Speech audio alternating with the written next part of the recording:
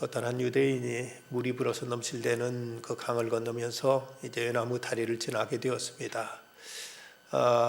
세찬 그 바람에 자칫하면 시퍼런 강물에 떨어져 물에 빠져 죽을 것 같은 두려움을 느끼게 된 이 유대인은 하나님께 기도하기를, 하나님, 저를 무사히 다리를 잘 건너게만 하시면 제 재산의 절반을 드리겠습니다 라고 이렇게 기도를 했습니다.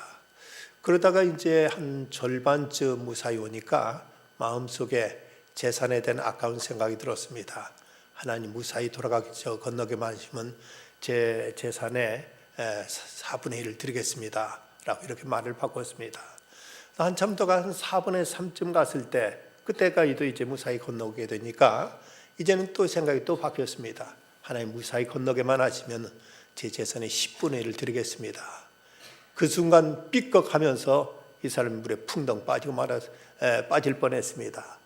그러자 이 사람이 깜짝 놀라며 하는 말이, 아이고, 하나님 농담도 못합니까? 라고 이렇게 말을 바꿨다고 합니다. 사람은 상황에 따라서 하나님께 드린 약속도 쉽게 시건하는 경우들이 많습니다.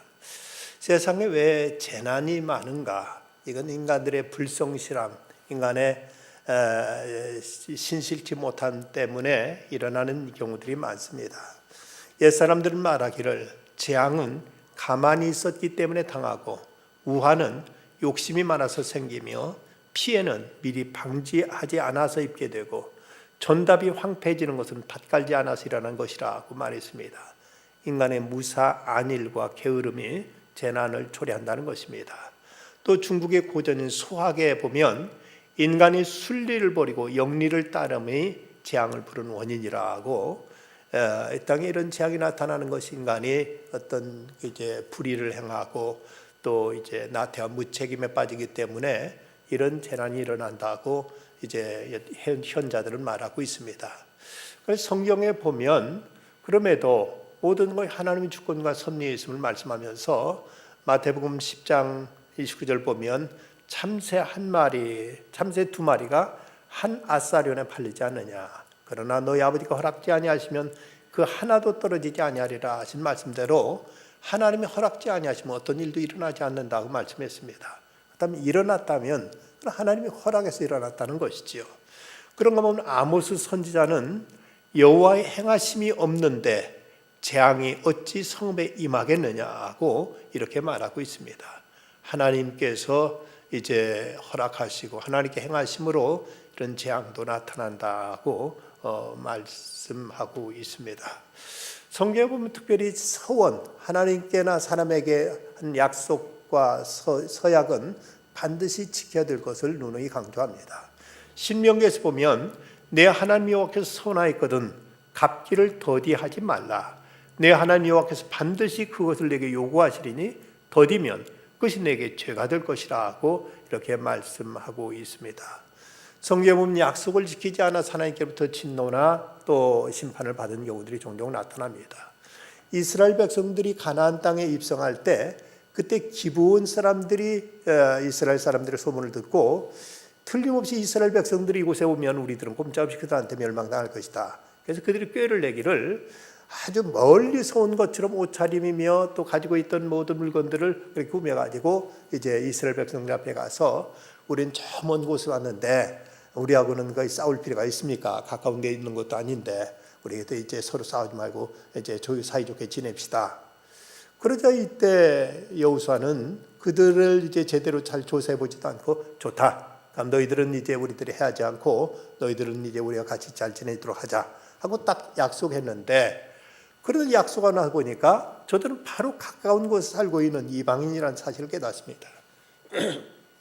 그런데 이스라엘 백성들은 비록 저들이 이스라엘 속였을지라도 하나님의 이름으로 한번 약속한 것은 결코 이것을 변개할 수가 없었습니다. 그래서 저들은 어쩔 수 없이 이 기브온 사람들을 때려다 자기들 종처럼 우물을 깃고 나무를 패고 하는 일들을 시키면서 그들을 이제 보호하고 그들을 지켜주기로 약속을 했습니다.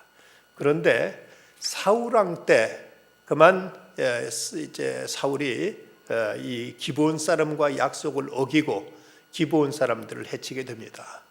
이로 인해서 이스라엘 땅에 무려 3년 동안 비가 내리지 않는 큰 기근이 들었습니다.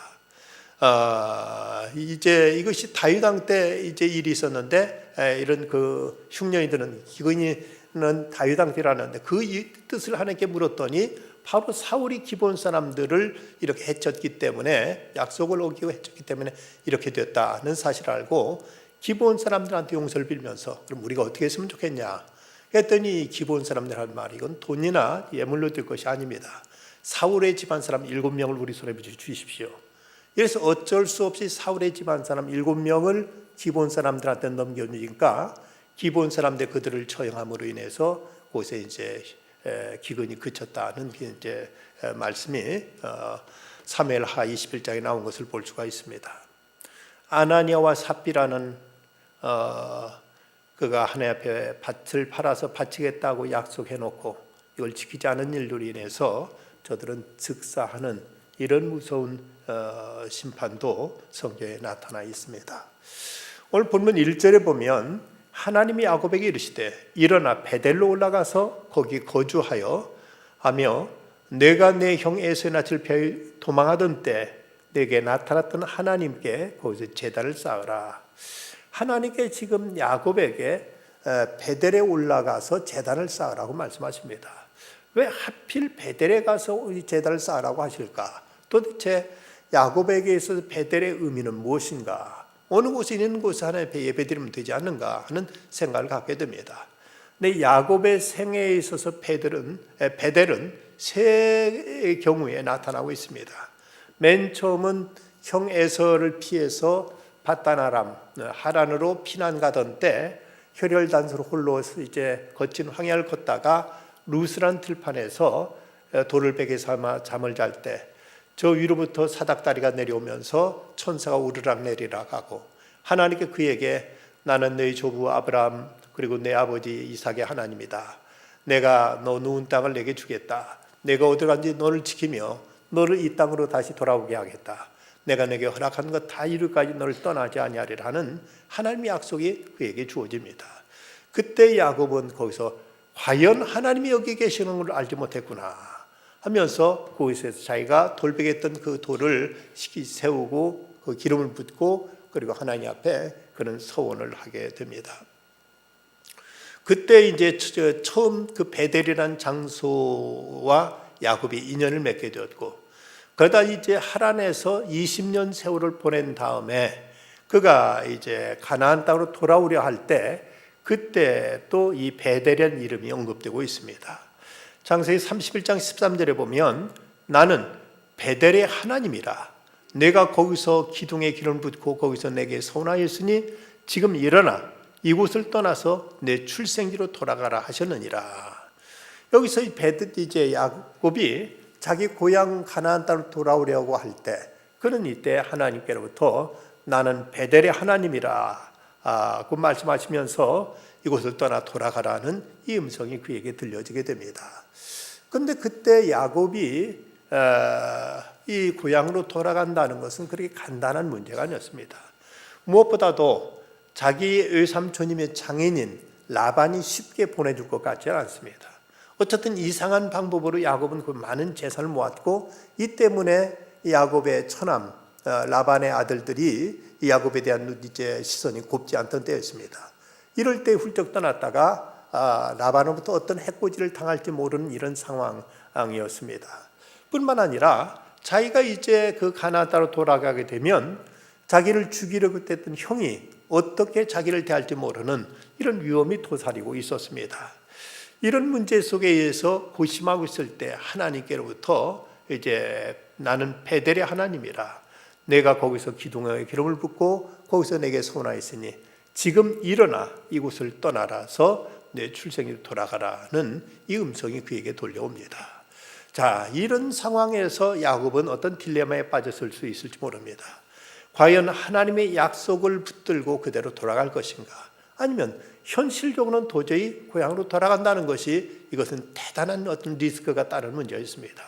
여기서 어떻게 자기가 이제 편을 달지 모르는 상황인데 이럴 때 과연 하나님의 말씀을 좇을 것인가? 아니면 그는 현실에 타협하고 그냥 어렵지만 이곳에 눌러 있어야 될 것이냐 하는 고민에 빠졌을 것입니다. 그러나 그는 베델에서 자기에게 약속하셨던 하나님 말씀을 신뢰합니다. 하나님의 약속을 믿고 그는 이제 자기 가족들과 함께 하란을 떠나게 되는 것입니다. 우리는 상황과 말씀과 현실 속에서 갈등할 때가 많이 있습니다. 내가 지금 처한 현실은 도저히 하나님 말씀 따르기 어려운데 하나님은 그럼에도 불구하고 우리에게 어떤 것을 지시하고 말씀하신다면 우리는 과연 상황과 타협할 것이냐 아니면 하나님 말씀에 순종할 것이냐는 이런 딜레마에 빠질 때가 있습니다. 그런데 중요한 것은 세상에 상황이 있기 전에 하나님의 말씀이 먼저 있었습니다. 말씀에 의해서 세상이 창조되었지 세상에 의해서 말씀이 판단되어질 문제가 아니라는 사실입니다. 하나님이 세상을 말씀으로 창조하셨다면 말씀이 상황보다 우선이라는 것입니다. 현실이 어떨지라도 하나님께 그렇게 말씀하셨으면 어떤 상황도 어떤 현실도 하나님은 다스리시고 하나님 그 상황을 변화시킬 수 있기 때문에 우리는 상황보다 하나님 말씀에 더 집중해야 되고 하나님 말씀을 더 우리는 크게 여겨야 되는 것, 이것이 바로 그리스도인 자세입니다. 우리가 창세기 24장에 보면 그 아브라함의 종 엘리에셀이라는 그 종이 그가 그 이삭의 아내 그 아브라함의 며느리감을 찾으러 이제 하란으로 먼저 온 기록이 나타나 있습니다. 거기서 우물가에서 리브가를 만난 다음에 바로 그때 하나님께 기도하면서 이 여자가 바로 우리 주인의 아들 이삭의 부인감이구나 생각하고 그것을 이제 그 리브가의 오라비인 그 라반과 그 가족들에게 얘기를 합니다.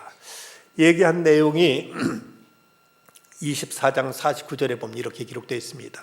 이제 당신들이 인자함과 진실함으로 내 주인을 대접하려거든 내게 알게 해주시고 그러지 아니할지라도 내게 알게 해주셔서 내가 우로든지 좌로든지 행하게 하소서. 그러니까 이 리브가를 우리 주인의 아들의 그 며느리감으로 줄 것이냐 아들의 부인을 줄 것이냐 말 것이냐 당신들이 결단하라 하고 이렇게 저들에게 어떤 선택을 요구하는 것입니다. 그때 그 라반의 대답이 참 귀합니다. 뭐라고 했는가 하면 24장 50절과 51절에 보면 라반과 부두엘이 대답하여 이르되 이 일이 여호와께로 말미암았으니 우리는 가부를 말할 수 없노라. 리브가가 당신 앞에 있으니 데려가서 여호와의 명령대로 그를 당신의 주인의 아들의 아내가 되게 하라. 여기서 이 일이 여호와께로 말미암았으니 우리는 가부를 말할 수 없노라. 하나님께서 하시는 일이니 우리가 가타부타 할 수 없다. 하나님의 뜻이 이렇게 분명히 나타났는데 우리가 어떻게 여기에 대해서 내가 좋다 나쁘겠다 하겠느냐고 이렇게 말하는 것입니다. 이 여기서는 참 라반이 그렇게 사기꾼이었고 여러 가지 문제 많은 사람이었지만 여기서는 참 분명한 얘기를 하고 있습니다. 하나님이 그렇게 하시겠다는데 내가 뭐라고 하겠느냐. 내 감정과 기분이 문제가 아니고 내 형편과 사정도 여기서 개입될 필요가 없고 하나님이 그렇게 하시겠다는데 여기서 더 이상 무슨 말을 하겠느냐고 이렇게 말하는 것입니다. 이처럼 지금 밧단 아람에서 돌아올 때 베델에 하나님이 너는 고향으로 돌아가라 하시는 그 말씀 듣고 믿고 저들은 현실적으로는 도저히 라반이 곱게 보내줄 것 같지 않고 그리고 형 에서를 만났을 때 어떤 불상사가 일어날지 모르는 이런 위험에도 불구하고 결단하고 고향으로 돌아오게 되는 그때 바로 베델의 하나님이라는 이제 표현이 나타납니다. 그리고 이제 세 번째가 오늘 본문에 나타난 이제 가나안 땅에 돌아와서 세겜에서 자기 딸 디나가 강간당하고 거기에 대한 어떤 복수로 시몬과 레위가 이제 이 세겜 족속들을 죽였다가 이 일로 인해서 주변 사람들한테 공격받아서 하마터면 야곱의 집안은 모두 다 몰살당할 이런 위기에 처했을 때 바로 하나님께서 베델로 올라가라는 말씀이 주어지는 것입니다. 그런데 베델에서 하나님의 약속과 축복을 받고 나서 이제 그 야곱이 서원했던 기도가 있었습니다.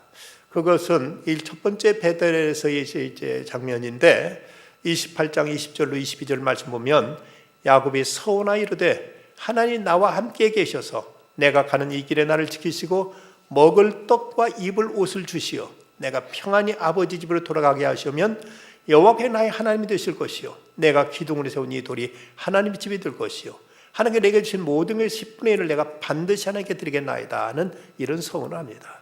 여기서 야곱이 하나님께 요구했던 것이 세 가지입니다. 먼저 내가 가는 길에서 나를 지켜주시고, 두 번째는 먹을 양식과 입을 옷을 주시는 것이고, 세 번째는 나를 평안히 아버지 집에 돌아가게 하시는 것. 이 세 가지를 야곱은 먼저 하나님 앞에 구하고 있습니다. 이에 대해서 이제 하나님은 야곱에게 모든 이제 야곱이 구하는 걸 다 지켜주셨습니다. 야곱을 지금까지 지켜주셨고, 야곱에게 이제 많은 재산도 주셨고, 그리고 이제 무사히 가나안 땅까지 돌아오게 하셨습니다.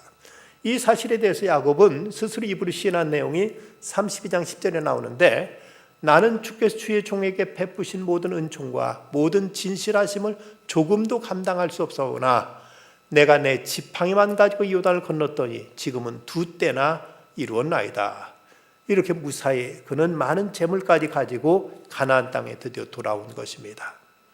그런데 그렇게 해주시면 하나님, 나는 하나님 앞에 이제 그 서원을 지키겠습니다 했는데, 그 서원도 그가 세 가지입니다. 그 세 가지가 뭐냐면, 여호와는 나의 하나님 되실 것이다. 그리고 내가 세운 이 기둥, 이 돌이 하나님 전이 될 것이다. 또 하나님께 내게 주신 것 가운데 10분의 1을 내가 반드시 드리겠나이다 한 세 가지 약속을 그는 하나님 앞에 드립니다. 그런데 과연 이 약속을 야곱은 지켰는가? 먼저 여호와께서 나의 하나님이 되실 것이라고 약속했는데, 유감스럽게도 야곱과 그 가족은 지키지 못했습니다. 먼저 아내 라헬이 그가 그 하란에서 이제 그 가나안에 올 때 자기 아버지 라반의 우상인 드라빔을 훔쳐가지고 옵니다. 하나님이 아닌, 이것은 단순히 재물을 훔쳤다기보다도 그 가정의 수호신이라고 할 수 있는 우상을 훔친 것을 보면, 라헬은 하나님께 대한, 하나님은 온전히 여호와를 자기 하나님으로 삼지 않았던 것을 보여주고 있습니다. 그리고 지금까지도 본문 2절 35장 2절에 너희 중에 있는 이방 신상들을 버리라고 말씀하고 있는 걸 보면, 아직도 저들 집에는 지금 우상단지가 있었던 것을 볼 수가 있습니다. 온전히 그 가족들이 하나님만 섬기지 않았습니다. 우상과 함께 섬기고 있었고 우상을 끌어안고 있었던 모습을 보여주고 있습니다. 그런가 하면 야곱의 자식들도 온전히 하나님이, 여호와께 그들이 하나님 되지 못하고 있었던 것은 자기 누이 디나의 강간 사건 때 이방인들이 이제 그 세겜 사람들한테 너희들이 할례 받으면은 통혼하겠다고 이렇게 얘기합니다. 할례라는 건 하나님 백성이 되겠다는 다짐과 서약에다가 그걸 인치는 의식인데, 전혀 그들이 신앙 고백이 없는데도 불구하고 이 거룩한 성례를 자기들의 보복을 위해서 이용한 걸 보면 저들에게 하나님을 향한 경외심이 없었던 것을 알 수가 있습니다. 그뿐만 아니라 야곱에게도 문제가 있습니다. 야곱은 딸 디나의 강간 사건이 일어났을 때 마땅히 하나님을 찾아야 했어야 됐지만, 그는 하나님께는 잠잠했고 장성한 아들들만 의지했습니다. 34장 5절 말씀, 야곱이 그 딸 디나를 그가 더럽혔담을 들었으나 자기 아들들이 들에서 목축함으로 그들이 돌아오기까지 잠잠하였고, 이런 재난을 당했을 때 하나님을 의지하고 하나님께 매달려 기도하기보다는 자식들의 힘만 의지했던 모습 속에서 야곱은 온전히 여호와를 자기 하나님으로 삼지 못하고 있었던 것입니다. 그런가 하면 내가 기둥을 세운 이 돌들이 하나님 전이 될 것이라는 서원도 그는 지키지 않고, 그는 세겜 지방에서 가나안 땅에 들어왔지만 이 이방인들이 있는 이곳에서 무려 10년 이상을 머뭇거리면서 거기에 땅 사고 그들과 어울리고 하다가 그만 딸이 그곳 추장한테 강간당하는 이런 이 우환을 겪게 되고 맙니다. 하나님께 내게 주신 모든 게 10분의 1을 내가 반드시 드리겠나이다 하는 약속도 지킨 흔적이 없습니다.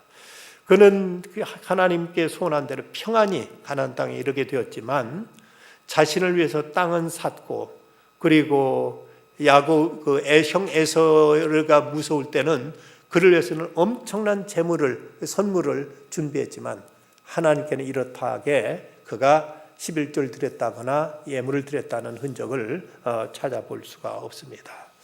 이런 야곱을 하나님 각성시키기 위해서 하나님 그게 뼈를 깎는 고통을 허락하신 것, 그것이 바로 디나의 그 강간 사건이었고, 또 여기는 복수하겠다고 이제 그 시므온과 레위가 세겜 족속들을 다, 남자들을 모두 다 이제 칼로 도륙하고, 또 그 형제들은 재산을 약탈하자, 이때 이제 야곱이 그때 한 말 보면, 야곱이 시몬과 레위에게 이르되 너희가 내게 화를 끼쳐 나로 하여금 이 땅의 주민 곧 가나안 족속과 브리 족속에게 악취를 내게 하였도다. 나는 수가 적은즉 그들이 모여 나를 치고 나를 죽이리니 그러면 나와 내 집은 멸망하리라고 이렇게 탄식하는 내용이 나옵니다.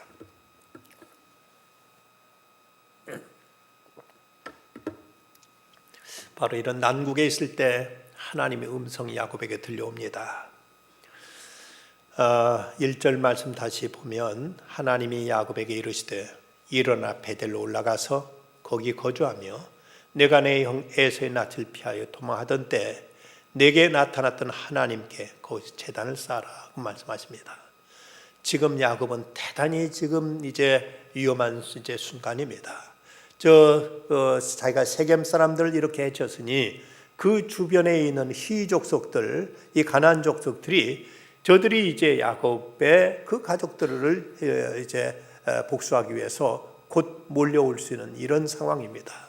이런 상황 같으면 상식적인 어떤 거기에 대한 대안은 너 빨리 군대를 이제 용병을 사오든지, 너희가 뭐 어떻게 이제 주변 사람과 동맹을 맺어서든지 너 자신을 방어할 수 있는 이런 준비 태세를 갖춰라. 아니면 빨리 그 사람들한테 작아서 잘못했다고 빌고 그들에게 예물을 주고 이 문제를 잘 해결하도록 하라 하는 이런 대안이 제기됐을 법한데, 하나님은 이때 그에게 하신 말씀은 너 빨리 베델에 올라가서 내가 선한 대로 제단 쌓으라는 이런 하나님의 말씀이 그에게 주어집니다. 왜 이런 일이 일어나게 되는지를 아느냐? 그건 내가 있어야 될 곳에 있지 않기 때문이다. 내가 선했던 대로 베델로 찾아가 내게 제단 쌓지 않았기 때문이다. 내가 내 형 에서의 보복이 두려워서 야복강에서 부르짖을 때 내가 너를 도와줬건만 너는 베델로 돌아가서 내게 제단 쌓지 않았고 세겜에서 이방인들과 어울리며 세상 향락만 추구하며 재물 모으는 데만 급급했다. 이제 이런 생활 청산하고 내가 내게 선했던 곳 베델로 올라가라. 그리고 거기서 내게 제단 쌓으라는 하나님의 말씀이 저에게 주어지신 것입니다. 신앙인들이 마땅히 있어야 될 곳에 있지 않게 되면 반드시 재난을 당하고 시험을 당하기 마련입니다. 하나님께서 아브라함에게 내가 이 땅을 내게 주겠다고 말씀하셨건만 가나안 땅에 흉년이 오자 그는 덜컥 애굽으로 내려갔다가 하마터면 자기 아내 사라를 빼앗길 뻔한 이런 시험을 당하게 됩니다. 나오미는 기근이 왔다고 베들레헴을 떠나서 모압 지방에 갔다가 남편을 잃고 두 아들마저도 잃고 말았습니다. 누가복음 10장에 나오는 한 나그네는 예루살렘을 떠나 여리고로 가다가 강도를 만나 모든 재산 뺏기고 그리고 자기도 거반 죽도록 얻어맞고 죽을 뻔한 이런 위기를 이제 초래하게 된 것을 볼 수가 있습니다. 야곱 그는 즉시 하나님께 소원한 대로 베델로 가 있어야만 했습니다. 그러나 그는 왠지 세겜 지방에서 머뭇거리다가 이런 끔찍한 이제 재난을 타락하고 그때서 하나님께서 주시는 음성 앞에 번쩍 정신을 차리게 되는 것입니다. 우리에게 처한 어떤 위기, 우리에게 닥친 어떤 재난, 우리에게 닥치는 여러 가지 어려운 상황을 타개할 수 있는 길은 무엇인가? 그건 무엇보다도 하나님께서 원하시는 곳, 그곳에 나가서 하나님께 제단 쌓는 것, 이것이 가장 우선임을 잊지 말아야 됩니다. 2차 대전이 발발했을 때 모든 영국 국민들이 두려움과 공포에 실려있자 영국 정부는 온 국민들이 존경하던 영국 성공의 지수장이었던 윌리엄 템플 경에게 온 국민들에게 위로의 메시지, 희망의 메시지를 전해 주십시오 하는 부탁을 받고 그는 라디오 방송을 통해서 이런 메시지를 전했습니다. 사랑하는 국민 여러분, 지금은 우리가 다른 어떤 때보다도 전능하신 하나님께 예배드려야 될 때입니다. 지금 전쟁이 발발해서 온 국민이 불안에 쌓이는 그 순간, 지금 우리는 전쟁에 모두 다 참여합시다. 우리 보따리 싸고 피난 갑시다. 우리 나라를 위해서 기도합시다 하는 말도 하지 않고 지금은 어느 때보다도 전능하신 하나님께 예배드려야 될 때입니다 라고 이렇게 메시지를 전했습니다. 윌리엄 템플 감독은 지금이야말로 예배드려야 할 때고 무엇이 가장 문제의 핵심인지를 그는 제대로 알았기에 바로 그 시점에 하나님께 예배드려야 된다고 이렇게 말했습니다. 야곱은 이 하나님의 음성을 듣고 비로소 깨닫습니다. 모든 재난의 원인이 어디서부터 비롯되었는가. 그래서 그는 가족들에게 말합니다. 본문 2절과 3절 말씀, 야곱이 이에 자기 집안 사람과 자기와 함께한 모든 자에게 이르되 너희 중에 있는 이방 신상을 버리고 자신을 정결하게 하고 너희들의 의복을 바꾸어 입으라. 우리가 일어나 베델로 올라가자. 내 환난 날에 내가 응답하시며 내가 가는 길에서 나와 함께 하시는 하나님께 내가 거기서 제단을 쌓으려 하노라. 그래서 야곱은 이제서 정신 차리고 가족들에게 베델로 올라가자고 말합니다. 근데 베델로 올라가는 데 있어서 몇 가지 이제 그 갖춰야 될 자세를 말하고 있습니다. 첫째, 베델에 올라가기 우상을 버리고 야곱이 자기 집안 사람들과 우리가 함께한 모든 자에게 이르되 너희 중에 있는 이방 신상을 버리라 하고 말합니다.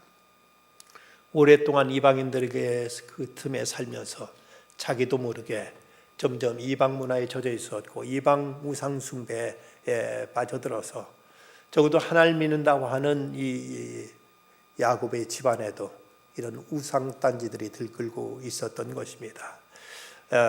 그래서 이제 저는 하나님 앞에 나가 예배드리기 위해서 우상을 깨끗이 청산해야 됨을 말하고 있습니다.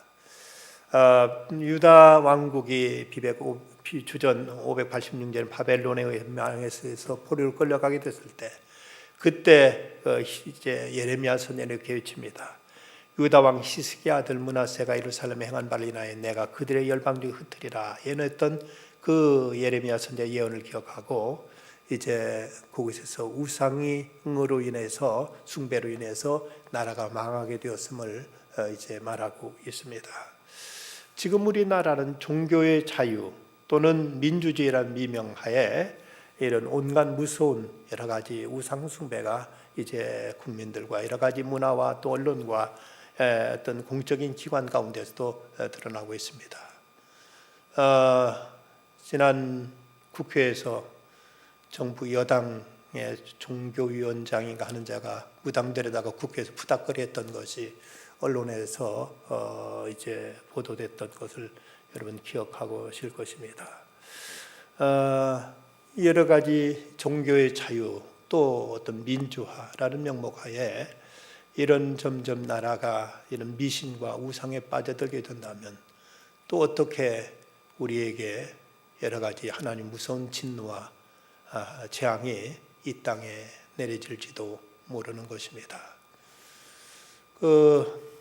간혹 성도들 가정에 신방해 보면 어떤 경우는 무슨 골동품이라는 이유로 무슨 불경이 적혀 있는 자기 도자기 같은 걸 놓기도 하고 어떤 탱화 같은 것을 이제 걸어놓은 집도 있는데 썩 좋지 않습니다. 하나님 기뻐하지 않으십니다. 이런 것 깨끗이 우리가 물리쳐야 됩니다. 하나님을 섬긴다면 여러분 새로운 사람과 사귀고 결혼하고 부부가 됐는데도 옛날 애인 사진 끌어안고 있으면 어쩌겠다는 겁니까? 그래서 과연 누가 이걸 좋아할 일입니까? 하나님 앞에 청산을 깨끗이 청산해야지 이런 것 끌어안고 있을 때 이것이 곧 재앙의 원인이 됨을 알아야 됩니다.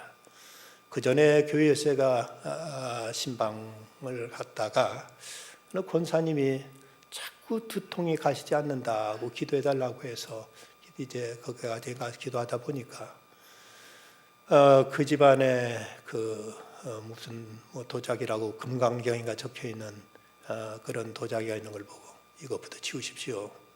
이런 거 있으니 어떻게 정신이 맑을 수 있겠고 어떻게 가정이 평안할 수 있겠습니까? 하고 제가 권면했던 적이 있습니다.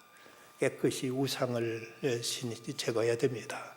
김성일 장로는 말하기를 자유에는 죽을 자유, 망할 자유도 포함되어 있다는 사실을 잊지 말아야 된다. 자유하지만 신앙은 자유가 아닙니다. 하나님이 금하신 것 엄히 우리는 단절해야만 되는 것입니다. 두 번째는 자신을 정결케 하라고 합니다. 이것은 몸과 마음을 동시에 깨끗게 하는 것으로 하나님과의 관계를 맺는 가장 절실한 요청입니다. 레위기 11장 45절 말씀, 나는 너희의 하나님이 되려고 너희를 애굽 땅에서 인도하여낸 여호와라. 내가 거룩하니 너희도 거룩할지어다. 거룩하신 하나님을 뵙기 위해서는 우리도 깨끗하고 정결한 삶이 우리에게 이루어져야만 됩니다. 오늘날 도덕적 타락이 만연한 이런 이제 세상에 하나님의 진노가 이런 곳에 임하게 됨을 우리는 잊지 말아야 됩니다. 우리의 더러움을 우리는 주님 앞에 토설하고 자백하고 회개함으로 그리스도의 보혈로 씻음 받아야 됩니다. 여호와께서 말씀하시더라. 우리가 서로 변론하자. 너희 죄가 주홍 같을지라도 눈같이 혀질 것이요 진홍같이 붉을지라도 양털같이 되리라. 그리스도의 보혈 앞에 나아가서 주님의 사유하심을 빌고 그리스도의 보혈로 정결케 함을 입어야 될 것입니다. 그리고 날마다 경건한 생활에 힘써야 됩니다. 프랑스 혁명 후에 루이 16세의 아들에게 악한 생각을 가지고 접근한 사람들이 그 왕자가 그의 이름과 지위를 더럽히고 왕실을 모독하도록 종용했습니다. 그러자 그는 모든 유혹에도 불구하고 이렇게 그 왕자는 대답합니다. 난 절대 그렇게 할 수 없어. 국왕의 아들인 나 자신을 위해서 말이요. 우리는 죄의 유혹이 밀려올 때 왕 되신 하나님의 자녀임을 우리는 기억하고 하나님의 자녀답게 우리는 의젓하게 처신해야 될 것입니다. 이어서 의복을 바꾸라고 말씀합니다. 이방 신상을 제거하라는 것이 사랑의 대상을 버리는 것이고 자신을 정결케 하는 것이 심령의 불결로부터 깨끗게 되는 것이라면 의복을 바꾸라는 것은 이제 불신앙의 습속에 돌이켜서 경건한 행실로 이제 나타나는 것을 의미합니다. 성경은 성도의 경건하고 의로운 행실을 옷에 비유했습니다. 요한계시록 19장 8절 그에게 빛나고 깨끗한 세마포 옷을 입도록 허락하셨으니 이 세마포 옷은 성도들의 옳은 행실이로다고 말씀하고 있습니다. 영국인이었던 존 롤프가 미국의 인디언 공주와 결혼하고 그녀와 함께 영국에 돌아갔을 때 그 인디언 사회에서 존중받던 이 공주는 자신의 부족민들과 살 때 전혀 다른 삶을 살기 시작했습니다. 그는 옛 생활을 버리고 영국 신사의 아내가 되어서 자신에 속한 새로운 사회의 특징들을 익히기 시작했습니다. 그녀는 새 자리가 새로운 생활 방식대로 살기를 요구받았던 것이고 거기에 그는 부응해서 옛 생활을 버리고 새로운 모습을 옷 입고 새로운 생활에 적응했습니다.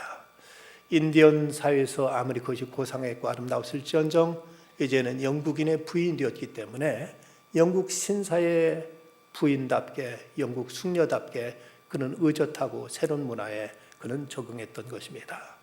그리스도인들은 이제 신랑 되신 예수 그리스도의 신부된 모습으로서 성도에 합당한 이런 경건함과 거룩함이 우리에게 있어야만 됩니다. 이렇게 야곱이 모든 우상을 이제